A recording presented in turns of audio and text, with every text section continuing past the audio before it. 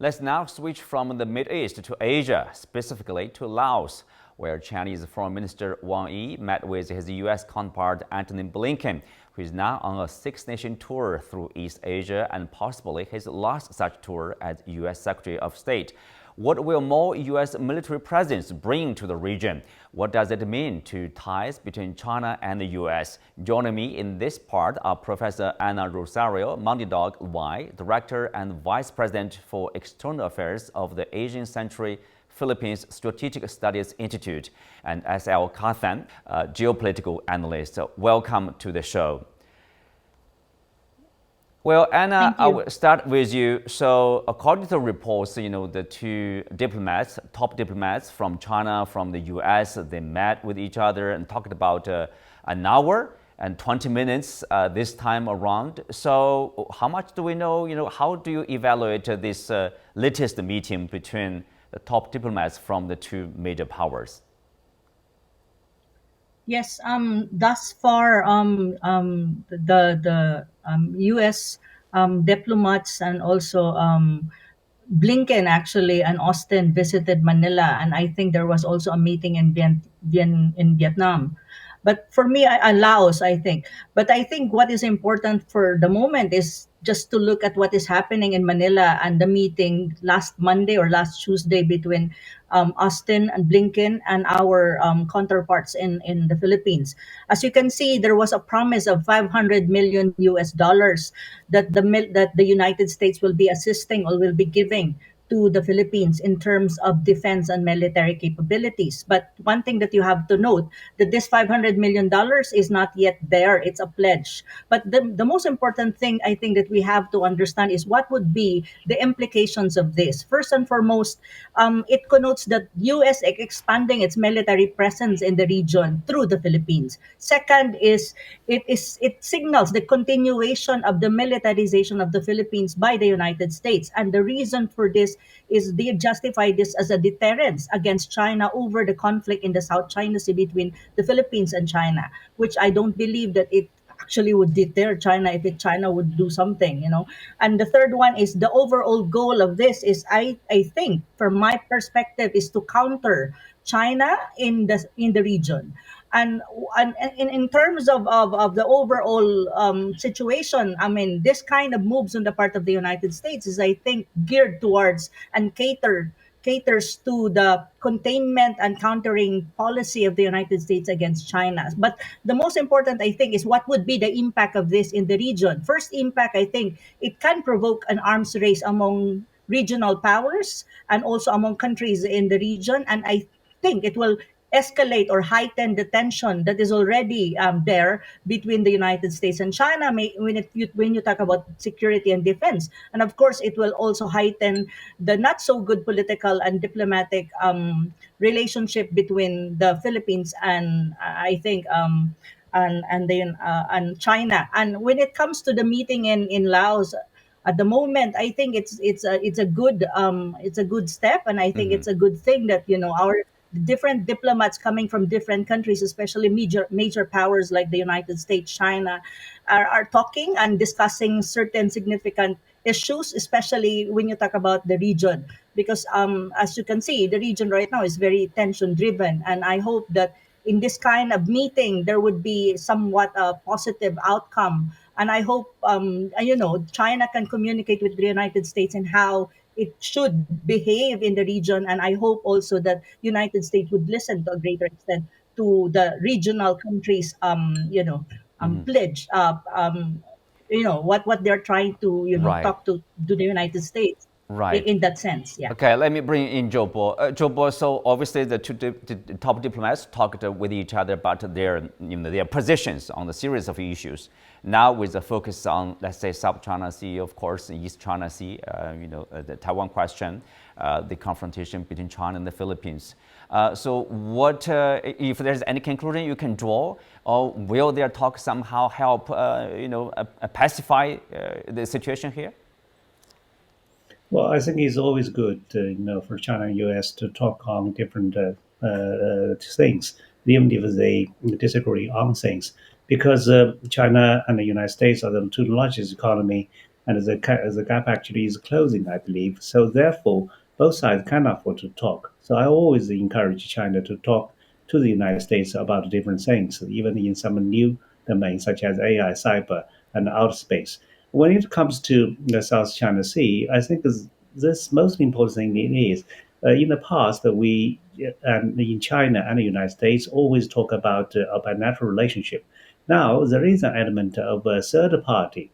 In this case, it is the Philippines. Yeah, and but I do agree with the Filipino speakers that there isn't such a risk of China and the Philippines running into a conflict, precisely because China's military strength is overwhelming, and we have never, talked about using force against any ASEAN countries.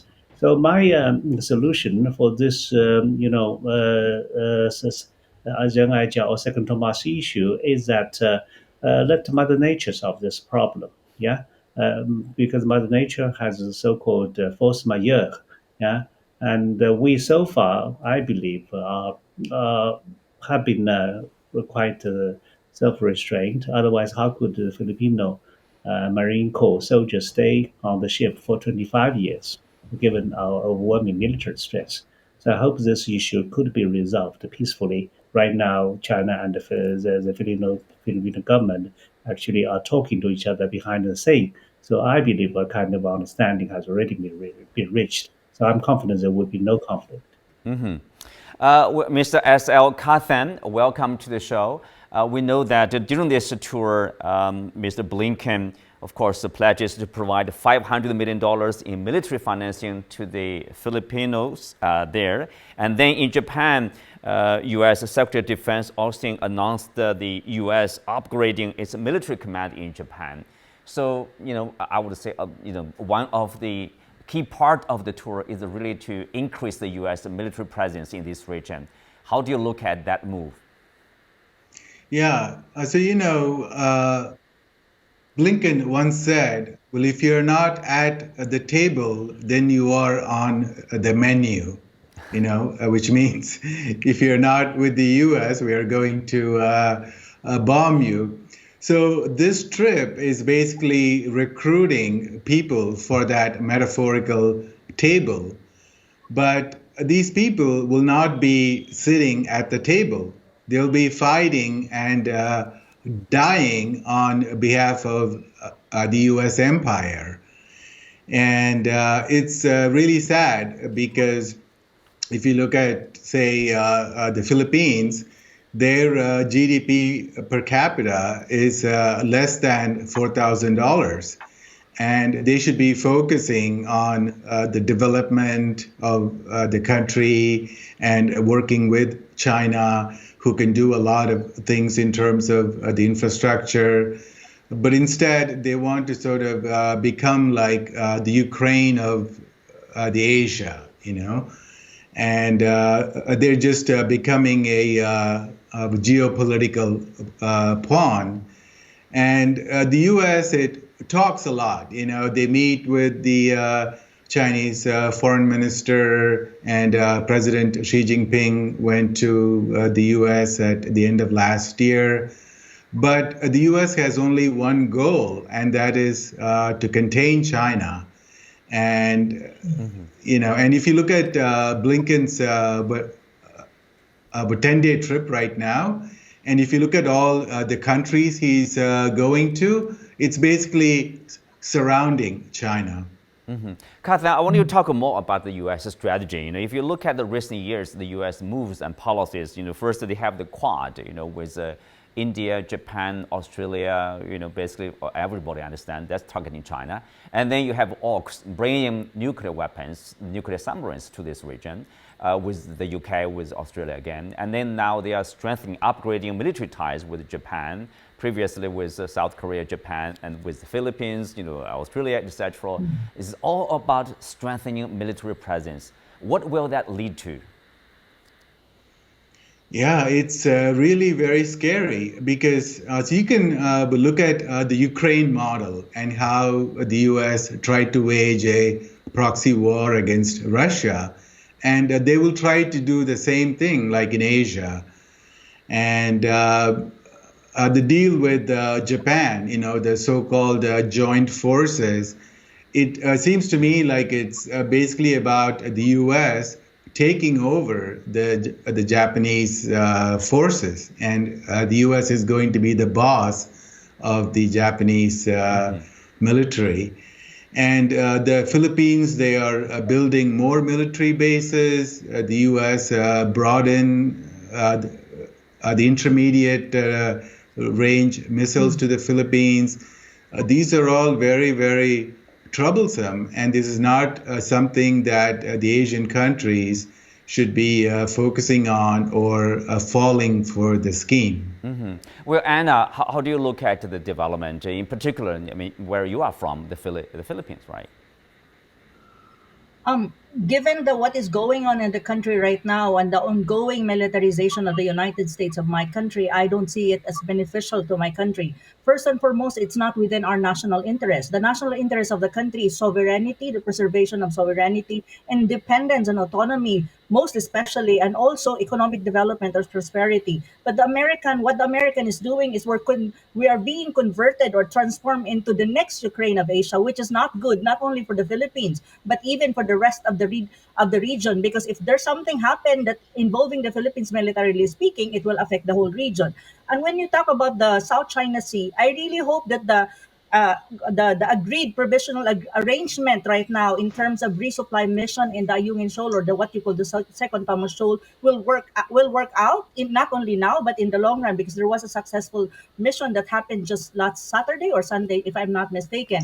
But the problem with the Philippines right now is the current president is not someone that you can trust that he will be consistent in his pronouncement and his statements, and sometimes policy changes every now and then. This is very, very worrisome, precisely because, as what the other speaker have said, I mean, it seems that the United States is governing and even is the one handling when you talk about security and military in my country. So this is not good. And one more thing that we have to remember, there is already a deployment or deployed mid-range capability ground-based missile system in the Philippines, in the northern part of Luzon. This is not good. This is it provokes other countries. Even President Putin already pointed it out, and I think China is reacting to this. And even our Secretary of Foreign Affairs justified this as a defensive posture of my country, which I don't agree. This is more of an offensive posture as far as the Philippines is concerned, vis-a-vis China, vis-a-vis Russia, and vis-a-vis other countries in the region. And I don't think all of these are good for my country at the end of the day. So No. I hope that the current president will listen to the voices like mine and other people also in the region, so that we can avoid conflict, and conflict will never be good for the region, never be good for my country. Well, Zhou Bo, lastly, the U.S. often talk about a theory of deterrence. As long as we become more military gear, more militarily powerful, and then that will deter the other side from any kind of action. But the problem is, like, if you do that, and the other side will do similar things, will strengthen their military presence. That will lead to confrontation, more confrontation, actually. 1 minute, Zhou Bo. Well, I think you're right. You see, deterrence could be interpreted in different ways, depends on who is talking about it. I think if you are talking about this whole region, the Indo-Pacific region, I believe America's purpose is not only to control China. It is also attracted by the vigor, the dynamity of this region. But there is one dimension of the American strategy, that is to contain China. But because the American strength is no longer as strong as it was, so therefore that is why Biden administration would give unprecedented, importance to allies, right? Well, I hope, because they hope the allies will help you. Stop there. I don't believe it. With that, we come to the end of today's show. Many thanks to our guests. You can also watch us on the CGTN app on YouTube. I'm Xu Qinduo. Thanks for being with us. See you next time.